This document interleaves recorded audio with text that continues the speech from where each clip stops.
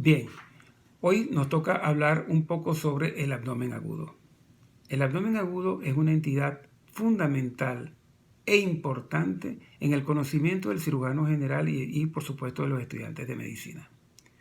En cuanto a que el diagnóstico tardío de una entidad como el abdomen agudo aumenta la morbilidad y la mortalidad de nuestros pacientes.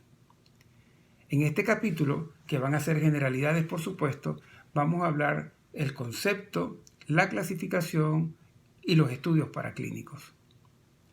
El abdomen agudo es una entidad caracterizada por dolor abdominal de leve, moderada a fuerte intensidad, acompañada o no de náuseas o vómitos, puede o no presentar fiebre, pero hay una particularidad importante en esta entidad, que es un dolor que suele durar de 6 o más horas.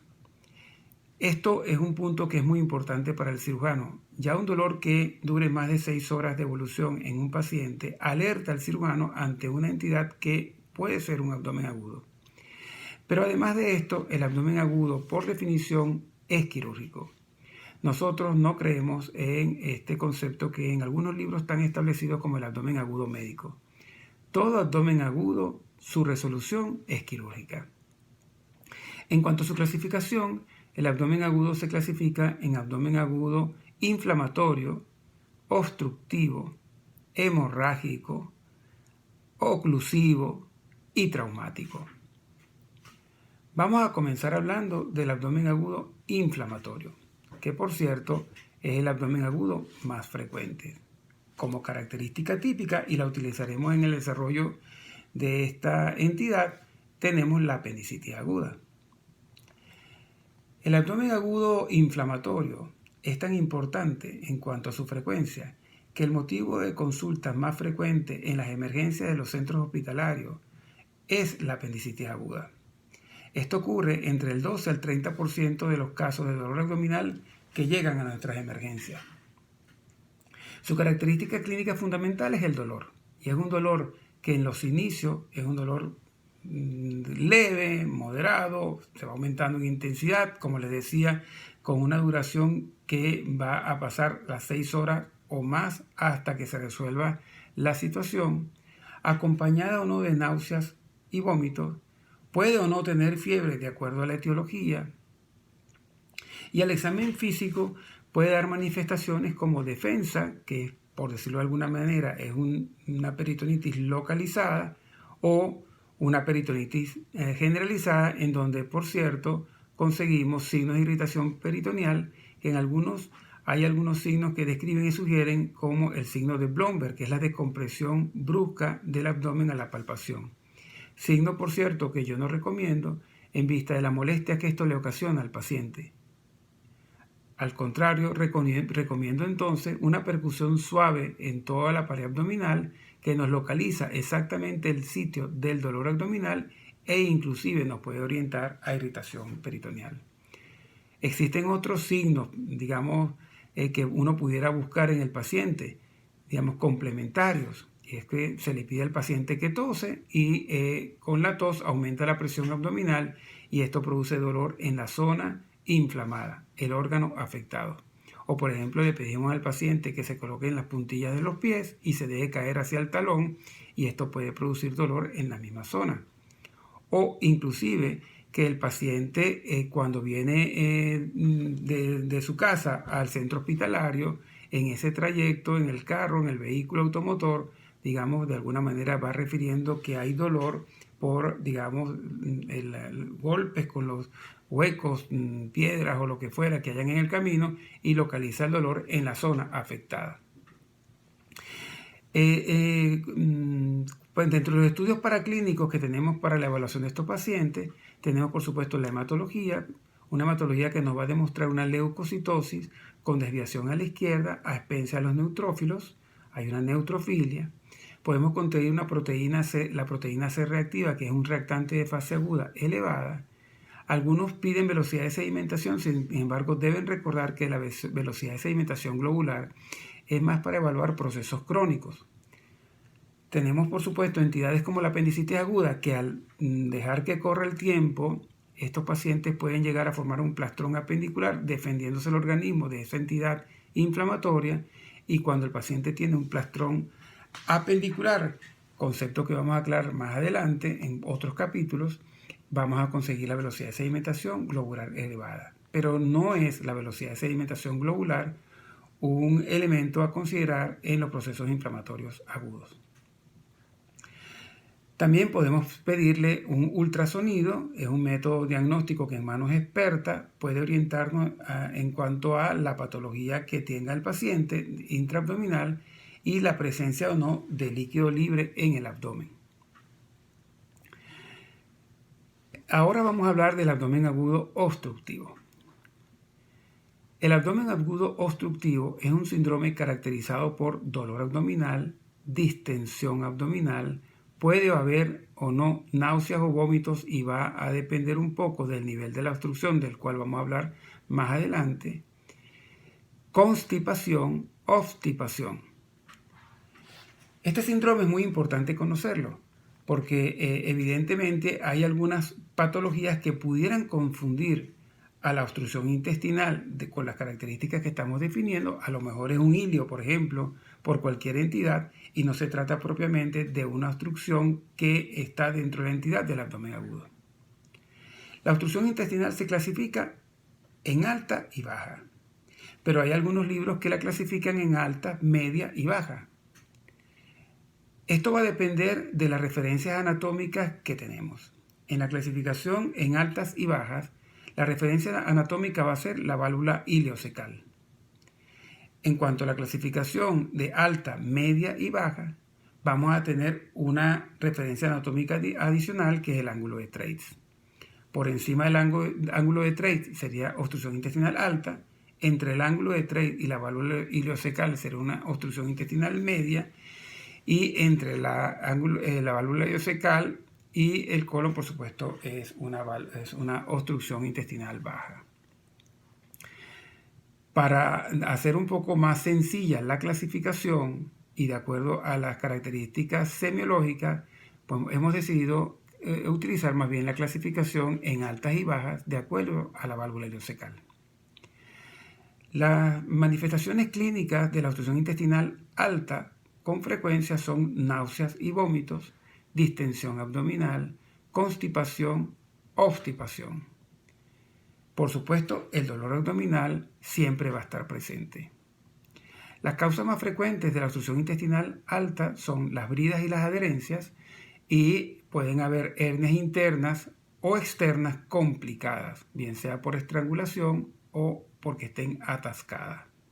Existen otras causas de obstrucción intestinal alta que la tocaremos debidamente en el capítulo correspondiente. Los vómitos van a tener una secuencia de alguna manera, van a ser primero vómitos alimentarios, posteriormente van a ser vómitos intestinales, hasta tornarse vómitos fecaloideos. En la obstrucción intestinal baja, la característica fundamental es la distensión abdominal y el dolor abdominal. Recordando que la obstrucción intestinal baja es aquella que va desde la válvula ileocecal hacia la porción distal del colon. Sin embargo, cuando esta válvula ileocecal se torna incompetente, entonces en este caso las náuseas y los vómitos forman parte de las características semiológicas también de la obstrucción intestinal baja. Vómitos, por cierto, que por lo general se van tornando desde alimentario, intestinal hasta fecaloideo, y que el mismo paciente manifiesta su desagrado por las características de este vómito que presenta. Entre las causas más frecuentes de la obstrucción intestinal baja está el cáncer de colon, estenosis, por ejemplo, por enfermedad diverticular complicada, y el vólvulo del sigmoide. En estos casos en particular, pues existen una serie de estudios paraclínicos, tanto en general para la obstrucción intestinal, y que van a caracterizar junto con la clínica dónde puede estar ubicada la etiología de esta obstrucción. El elemento fundamental que utilizamos, práctico y económico, es la radiografía simple de abdomen. En la radiografía simple de abdomen evidenciamos niveles hidroaéreos en las asas intestinales, la presencia de las austras, en el caso de colon, la pila de monedas en, en los casos de del intestino delgado, edema de la pared. Puede o no haber neumoperitoneo en el caso que haya habido perforación del intestino en alguna de sus segmentos. Pero ciertamente la radiografía abdominal de entrada de pie orienta mucho a la etiología o inclusive al diagnóstico de esta patología. Evidentemente existen otros estudios paraclínicos para abordar esta entidad. Así puede ser, por ejemplo, desde el ultrasonido, que no lo recomiendo por la presencia tan importante de gas y no nos va a ayudar mucho, hasta por supuesto la tomografía. La tomografía es un elemento fundamental porque además de que ser un estudio que se puede hacer con contraste vía oral y nos puede delimitar el sitio de la obstrucción, también nos puede orientar hacia la posible etiología, sobre todo cuando se trata de patología tumoral. No debemos descartar los estudios digestivos, que en algunas ocasiones hasta terapéuticos pueden ser. En cuanto a los estudios digestivos para la obstrucción alta, tenemos la endoscopia digestiva superior, por ejemplo, en los casos del síndrome pilórico. O tenemos, por ejemplo, en los pacientes que tenemos una sospecha con una radiografía de abdomen simple que hay aire visualizado con distensión y austras presentes a nivel de colon, entonces podemos sospechar, por ejemplo, en un tumor de colon o a lo mejor en un vólvulo. En ese caso, la colonoscopia sería un estudio fundamental para la evaluación de este paciente que nos permite llegar a un diagnóstico más certero o inclusive en los casos de los vólvulos recordar que a veces la colonoscopia puede ser una herramienta terapéutica, puede resolvernos ese problema.